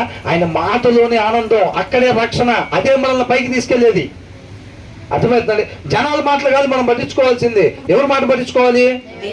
ఆయన మాట, రక్షకుని మాట మనం పట్టించుకోవాలి. ఆయన ఏం చేయమంటున్నాడు అనేది చెప్పి దాంట్లో మనం ఆనందపడాలి తప్ప ఆల్రెడీ బావిలో ఉండేవాడు ఏం మాట్లాడుతున్నాడు అనేది, మనం లోకస్తులు ఏం మాట్లాడుతున్నారు, మనం ఏమంటున్నారు, ఎలా ట్రీట్ చేస్తున్నారు, ఎలా చూస్తున్నారు అనేది కాదు మనం చేయాల్సింది. వాళ్ళ మాట పట్టించుకోకూడదు, రక్షకుని మాట మనం పట్టించుకోవాలి. దాని మీద ధ్యాస పెట్టాలి. దాంట్లో ఆనందం, సంతోషం. ఎందుకు? నేను పైకి వెళ్తున్నాను, ఆయన చెప్పినట్టుగా నేను వేస్తుంటే పైకి తండ్రి దగ్గరికి వెళ్తున్నాను, తండ్రికి దగ్గర అవుతున్నాను, కాబట్టి దాంట్లో ఆనందం అన్నమాట, దాంట్లో సంతోషం. కింద వాళ్ళు అట్లాగే అంటానే ఉంటారు, అవునా కదా? మీకు తెలిసే ఉంటుంది కదా, ఇప్పుడు విమానంలో అంటే పీతలు తీసుకుపోతున్నారు అని అంటే అన్ని బాక్సులకంతా మూతలు పెట్టారన్న పైకి రాకుండా. ఇండియా దానికంతా మూత పెట్టలేదంట. దానికి పెట్టలేదు మూత అంటే, ఇండియా బాక్స్కు మూత పెట్టే పని ఏమీ లేదు. ఒక పీత పైకి ఎక్కుతుంటే రెండో పీత కాలు పట్టుకొని కిందకు లాగుతూ ఉండిద్దంట. అర్థమవుతుందండి. దానికి బాక్స్తో పని ఏమీ లేదు. ఒకరి పైకి ఎక్కుతుంటే రెండో వాడి కిందకు లాగుతూ ఉంటారు వాళ్ళు. కాబట్టి కింద ఉన్న వాళ్ళ మాటలు మనం పట్టించుకోవాల్సిన అవసరం లేదు. కింద ఉన్న వాళ్ళంటే ఎవరు? వాక్యం లేని లోకస్తులు. వాక్యం లేని లోకస్తులు అన్న మాటలు మనం పట్టించుకోవాల్సిన అవసరం లేదు. మన రక్షకుడు ఏం చెప్తున్నాడు, వాక్యమైన దేవుడు ఏం చెప్తున్నాడు, మన ధ్యాస దాని మీదే ఉండాలి. అది చేస్తా పోతా ఉంటే ఆనందం వేరు. అది నీలోనే ఆనందం అంటే. అర్థమవుతుందండి. అది తండ్రికి దగ్గరికి చేస్తూ ఉంటుంది. ఆయన ఏం చెబుతున్నాడు ఇంతకీ? ఆయన ఎక్కడ చేయి పెట్టమంటున్నాడు, ఎక్కడ కాలు పెట్టమంటున్నాడు? ఇంకో నేను ఎగ్జాంపుల్కి ఒక రెండు చెప్పేది అంతే, అవునా? ఆయన తర్వాత కాలు తీసి ఎక్కడ పెట్టమంటున్నాడు? దీంట్లో ఉంది. తర్వాత చేయి తీసి ఎక్కడ పెట్టమంటున్నాడు? దీంట్లో ఉంది. మళ్ళీ ఆ కాలు తీసి ఎక్కడ పెట్టమంటున్నాడు? దీంట్లో ఉంది. మళ్ళీ ఆ చేయి తీసి ఎక్కడ పెట్టమంటున్నాడు? దీంట్లో ఉంది. అది ఇంటికి పోయి చదివితే తెలిసింది. బ్రదర్ 2 చోట్ల చెప్పారు, బాగానే ఉన్నారు, 2 మానుకున్నాం మేము. ఒక కాలు తీసి ఇక్కడ పెట్టాం, ఒక చేయి ఆడ పెట్టాం, ఇంకా అక్కడే ఉన్నాం బ్రదర్. మిగతాయి మీరు చెప్పలేదు, మేము చెప్పటం కాదు. అవి మిగతాయి అన్నీ దీంట్లో ఉంటే ఇంటికి పోయి చదువుకుంటా ఉంటే ఆయన ఎక్కడ కాలు తీసి మళ్ళీ ఎక్కడ పెట్టాలి, తర్వాత చేయి తీసి ఎక్కడ పెట్టాలనేది దీంట్లో ఉండిద్ది అనమాట. ఈ 45 నిమిషాల్లో మొత్తం చివరి దాకా ఎక్కేసేటట్టుగా ఏమి చెప్పడానికి ఉండేదు. అర్థమవుతుంది. కాబట్టి ఏమంటున్నాడు, ఈ కింద ఉండే వాళ్ళు, ఈ వాక్యం లేని లోకస్తులు, వాళ్ళ హృదయాలు ఎలా ఉంటాయి అంట, క్రొవ్విన హృదయాలుగా ఉంటే దేవుడు మాట వినే పరిస్థితి ఉండదు. కనికరం లేని హృదయాలుగా ఉంటాయి. కానీ నేను మాత్రం నీ మాటను బట్టి నేను ఆనందించేవాడిగా ఉంటాను అని అంటాడు. ఆ తర్వాత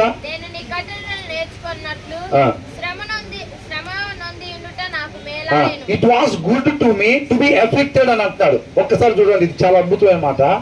it was good to me, నాకు ఇది మంచిది అని అంటున్నాడు. ఏది? నేను శ్రమ పొందుట నాకు మంచిది అని అంటున్నాడు. అర్థమవుతుందండి. ఇందాక మనం అనుకున్నాం కదా, శ్రమ మనకి మంచిదే కదా. ఆ శ్రమ మనకి విధేయతని నేర్పించింది. ఆయన మాట ఇట్లా చెప్తున్నాడు, కానీ ఆ మాట ప్రకారం మేము ఉండలేకపోతున్నాం. అంటే మనకి ఏం కొదువయిందంట? శ్రమ కొదువై ఉంది. యేసుక్రీస్తు వారు కూడా శ్రమల గుండా వెళ్ళి విధేయతని నేర్చుకున్నాడు. ఏం చేశాడంట? శ్రమల గుండా వెళ్ళి విధేయతని నేర్చుకున్నాడు. కాబట్టి మనం కూడా అదే శ్రమల గుండా వెళ్తేనే విధేయతని నేర్చుకుంటాం. కాబట్టి ఏమంటున్నాడు, నేను శ్రమ కలిగి ఉండుట నాకు మేలుకరము, so that I might learn your decrees అని అంటున్నాడు. దానిని బట్టి, ఆ శ్రమలను బట్టి నేను నీ శాసనాల్ని, నీ వాక్యాన్ని నేను అనుసరించేవాడిగా ఉంటాను అని అంటున్నాడు. అర్థమవుతుందండి. అప్పుడే ఫస్ట్ వచ్చారు అనుకోండి, శ్రమలు కావాలంటున్నారు, విధేయత నేర్పించే శ్రమల కొరకు ప్రార్థన చేయమంటున్నారు. మన శ్రమలు బాధి అని ఎవరో చెప్తే ఏడకొచ్చాము మనం, అయితే ఇది కర్త సంఘం కాదని అనుకుంటారు. ఏమనుకుంటారు? అందుకనే ఒక్కొక్కసారి ఏమైందంటే, ఒక్కసారి ఆ చర్చికి పోయి ఆ రోజు చెప్పిన ప్రసంగం బట్టి జడ్జి చేయకూడదు ఇప్పుడు కూడా. అర్థమవుతుందండి. ఇవాళ ఎవరైనా వచ్చారనుకోండి, ఏమనుకుంటారు? శ్రమ మనకి కావాలా వద్దా? విధేయత నేర్పించే శ్రమ మనకి కావాలి. ఎప్పటి వరకు కావాలి? అంతం వరకు మనకి కావాలి. తండ్రి చిత్తాన్ని నెరవేర్చేటట్టుగా యేసుక్రీస్తు వారిని కూడా ఆ శ్రమ నడిపించింది. అవునా కదా? ఆ శ్రమ నుంచి ఆయన విధేయతని నేర్చుకున్నాడు. తండ్రి మాట ప్రకారంగా చేసేటట్టుగా విధేయతని నేర్చుకున్నాడు. వాక్యంలో ఇలా ఉంటుందండి, అబద్ధాలు ఆడద్దని, కానీ మేము ఆడుతూ ఉంటాం. అలా అవిధేయత కాకుండా సీరియస్ చూడద్దని వాక్యంలో ఉంటుందండి, అయినా మేము చూస్తూ ఉంటాం. ఏం కొదువైంది? శ్రమ కొదువైంది అనమాట. అవునా? కాబట్టి ఏమంటున్నాడు, శ్రమ కలిగి ఉండుట నాకు మేలాయను. బా, ఇక్కడ ఈ మాట చూడండి, ఏమంటున్నాడు? ఏందంట? వేల కొలది అంట. ఏంటి? ఒకటా రెండా? వేల కొలది. వెండి బంగారు నాణ్యముల కంటే నీవు ఇచ్చిన ధర్మశాస్త్రం అంటే ఏంది? నీ నోట్లో నుంచి వచ్చే మాట క్లియర్ గా ఇంగ్లీష్ లో ఉంటుంది చూడండి. ఏమంటాడు? The law from your mouth is more precious to me అని అంటున్నాడు. ఏమంటున్నాడు? నీ నోట్లో నుంచి వచ్చే మాట నాకు ఎంతో విలువైనది, ప్రీషియస్, విలువైనది than thousands of pieces of silver and gold అని అంటున్నాడు. ఏంటంట? వేల కొలది వెండి బంగారు నాణ్యముల కన్నా నీ నోట్లో నుంచి వచ్చే మాట నాకెంతో విలువైనది అని అంటున్నాడు. మనకెలా ఉంది? మనకెలా ఉందండి? మనకు కూడా అలాగే ఉందా? మనకు కూడా అలాగే ఉంటే మంచిది. దేవునికే స్తోత్రం. ఏంటంట? వేల కొలది వెండి బంగారు నాణ్యముల కన్నా నీ నోట నుంచి వచ్చే మాట నాకు విలువైంది. అది కీర్తనాకారుడి జీవితంలో కనపడుతుందా లేదా? మనకి కనపడుతుందిగా. మరి మన జీవితాల్లో కూడా చూసినప్పుడు కనపడుతుందా? బ్రదర్ ఎప్పుడు ఒకటి ఎగ్జాంపుల్ చెప్తూ ఉంటారు. ఆదివారం పని పెడతానంట, ఆదివారం కూడా 1000 రూపాయలు వస్తాయిరా. ఏంటంట? 1000 రూపాయలు వస్తాయి అంట. అంటే ఎక్కడికొస్తే ఏమొచ్చిందిరా? ఒక గంట సేపు వాక్యం, అది ఆ బ్రదర్ వస్తే 1.5 గంట వాక్యం. ఏంటంట? 1 గంట సేపు వాక్యం. అక్కడికి పోతే 1000రా. ఎంతట? ఒరే అక్కడ పోతే ఏమొచ్చిందిరా? 1 గంట సేపు వాక్యం. పనికి పోతే 1000రా, 1000 రూపాయలు రా. ఆడపోతే ఏముందిరా? 1 గంట సేపు వాక్యం. ఏంటంట? 1 గంట సేపు వాక్యం. పనికి పోతే 1000 రూపాయలు రా. అవునా? 4 ఆదివారాలు పోతే మహా అయితే 4 గంటలు పోయింది. అది 4 ఆదివారాలు పనికి పోతే 4000 రూపాయలు రా. కీర్తనకారుడు ఏమంటున్నాడు? వేల కొలది వెండి బంగారు నాణ్యముల కన్నా నీ నోట నుంచి వచ్చే మాట నాకు విలువైంది. అది నన్ను రక్షించే. వెండి బంగారు నాణ్యాలు ఏముంటాయి? కొద్ది రోజులు ఉంటాయి, పోతాయి. అయ్యి ఒక ఇల్లు మొత్తాన్ని సమకూర్చామనుకోండి, బంగారు నాణ్యాలు రేపు రాకడ వచ్చింది అనుకోండి, ఎటు పోతాయి? అయ్యి ఎడిపోతాయి అవన్నీ. ఒక అపార్ట్మెంట్ మొత్తానికి సరిపడే బంగారు నాణ్యాలు మనం సమకూర్చామనుకోండి, అవునా, దేవుడి మాట వదిలిపెట్టి ఒక అపార్ట్మెంట్ మొత్తానికి సరిపడే బంగారు నాణ్యాలు మొత్తం మనం పెట్టాం. నా ప్రాణమా తిను తాగు సుఖించన్నట్టుగా రాకడ వచ్చిందనుకోండి, ఏమైంది? మొత్తం పోతాయి, ఆడితో పాటు మనం కూడా పోతాం, అవునా.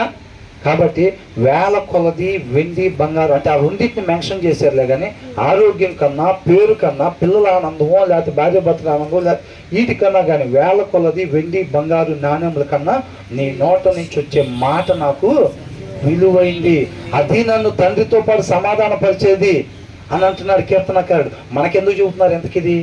ఆదివారం అన్నా, టైం ఉందలే అన్నా, మరి ఎందుకని? ఆచారంగా చెప్పుకోవాలి కాబట్టి. మరి దేనికి? అలా ఉన్నది. కీర్తనకారుని తీసుకొచ్చి మనం ముందు పెట్టి దేవుడు మాట్లాడుతున్నది. మనం విధేయత నేర్చుకోవాలంటే శ్రమ అవసరం. వాక్యంలో అలా ఉంటుందండి, కానీ మేము చేయకుండా ఉంటున్నాం అని అంటే మనకి శ్రమ కొద్దుగా ఉంది. అలాంటి విధేయత నేర్పించే శ్రమ మనకి కావాలి. వాక్య సారాంశం సత్యం, వాక్య సారాంశంలో నుంచి అది ఉందన్నమాట. విధేయత నేర్పించే శ్రమ మాకు దయచేయమని ప్రార్థన చేయాలి మనం నోరు తెలిసి. అర్థమవుతుందండి? చెప్తారా జనాలకు పోయి ఆ సంఘంలో ఎట్లా చెబుతున్నారని? చెప్పని ప్రాబ్లం ఏం లేదు, అవునా. ఇర్మియా అన్నాడంట, నేను ఏడకు పోయినా కొడుతున్నారు నీ మాట చెప్తే నేను మాత్రం ఏం మాట్లాడినాడంట. మాట్లాడకపోయినా సరే ఆయన మాట ఒకసారి ఇర్మియాలో ప్రవేశించిన తర్వాత ఈయన ఊరకుండా దహించు అగ్నిలాగా ఉంది, మళ్ళీ పోయి అయ్యే మాటలు చెబుతున్నాడంట. రాజు దగ్గరికి వెళ్ళి ఏం చెబుతున్నాడు? నువ్వు దిగిపోతావు, నువ్వు నశించిపోతావు, నిన్ను పట్టుకొని వెళ్ళిపోతారు, బానిసగా పట్టుకెళ్తారు, తర్వాత వేరొక రాజు వస్తాడని రాజు ముందు పోయి నుంచొని చెప్పడం అంటే సామాన్య విషయమా? ఎలా ఉంటుంది? తన్నడో అని పట్టుకొని అంటారా లేదా? మరి అదే ప్రవక్తలు అప్పుడు చేసిన పని. అర్థమవుతుందండి? మనల్ని పంపిస్తే మోసే కూడా అదే, నీకెందుకు ఫరో దగ్గరికి నువ్వు వెళ్ళు, నేను చూసుకుంటా కథ అంటున్నాడు. నేను ఆడకు పోతాను ఫరో దగ్గరికి వెళ్ళి, ఫరో ఇది దేవుడి మాటగా చెబుతున్నా అనగానే, దేవా కరెక్టేనా అంటే, నువ్వు కనపడలేదు అనుకుంటూ నా సంగతి చూస్తాడు ఇంకా ఆయన అనుకున్నాడా? యెహోషువ కూడా ఏమన్నాడు యెహోషువతో? నువ్వు వెళ్ళు, వాళ్ళ కింద మీరు మిడతల్లాగా ఉన్నా సరే నేను చూసుకుంటాను, నువ్వు ముందు వెళ్ళు అని. ఆడకు పోయిన తర్వాత ఆ కోట చుట్టూ తిరిగి దేనికి వచ్చారు అంటే, యుద్ధానికి వచ్చారు మీ మీదకి అని చెప్పిన తర్వాత, దేవా అనగానే ఏం లేడు అనుకోని ఇటు వదిలిపెడతారు యెహోషువని? మరి దేవునితో నడవటం ఉంటుంది. దేవునితో నడవటం అంటే అంతే, సందేహించకుండా విశ్వసించాలి.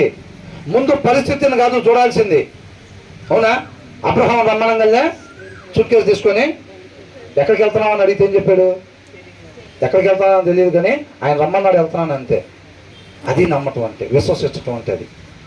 ఆయన చెప్పాడు, ఏంద్రా కాళ్ళాడు పెడుతున్నావు, ఏంద్రా అబద్ధాలు ఆడరా మీరు, ఏంద్రా బాబు మీరు బలివాళ్ళలాగా ఉన్నారు, ఎట్ట పుట్టారు లోకంలో మీరు, అబద్ధాలు ఆడరా, సీరియల్ చూడకపోవటం ఏంది మీరు, సినిమాలు చూడరా, అంత ఉంటారా లేదా మనల్ని బయటకు, సినిమాలు చూడరా, ఎట్టుంటున్నారు ఈ లోకంలో అసలు మీరు, ఏంద్రా చెయ్యి ఆడబెట్టావు అంటే కాళ్ళాడు పెట్టు, చెయ్యి అక్కడ పెట్టు, ఆ తాన్ని ఇట్లా పట్టుకో అని అంటున్నాడు ఆయన. అబద్ధాలు ఆడరా, ఎట్టుకుంటారు అసలు ఈ లోకంలో, సినిమాలు చూడరా, ఏదో ఎట్టుంటున్నారు ఈ జనంలో మీరు, అదే సినిమాలు చూడరా అంటారా, సినిమాలు చూడరా చెప్పుకుంటారా లేదా? అది చెప్పుకుంటూ ఉంటారు. అర్థమవుతుందా? అయినా మనం ఏం చేయాలంట? వాక్యం లేని లోకస్తుల మాటలు కాదు మనం పట్టించుకోవాల్సింది. ఎవరి మాటలు? రక్షకుని మాటలు. ప్రభా ఇప్పుడు ఏం చేయమంటావు, ఇప్పుడు చెయ్యి ఎక్కడ పెట్టమంటావు, ఇప్పుడు కాళ్ళు ఎక్కడ పెట్టమంటావు, ప్రభా నీ మాటలోనే నాకు ఆనందం, అదే నాకు విలువైంది అని అంటున్నాడు, అవునా. మళ్ళీ ఒకసారి ఇంటికి వెళ్ళిన తర్వాత చదవండి. ఇది ఒక్కటే కాదండి నేను చెప్పేది, ఆయన కృపను బట్టి మనకిచ్చిన జీవితం ఒక్కసారి వచ్చే అవకాశం, విడిచిపెట్టొద్దు. ఖచ్చితంగా ఆయన కృపను కోరుకొని ఆయన పాదాల చెంత మన సత్తా ఏందో చూపెట్టాలి. బైబిల్ చదివే దాంట్లో మన సత్తా ఏందో, నువ్వు ఎంత నీ శక్తి కొలది మనం చేసేటట్టుగా ఉండాలి.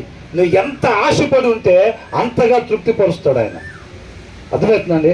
అలాగా మన ఆశ దాని మీద పెంచుకోవాలి, ఇష్టపడాలి. ఓకేనా? దేవుడికి ఏ మహిమ కలుగును గాక.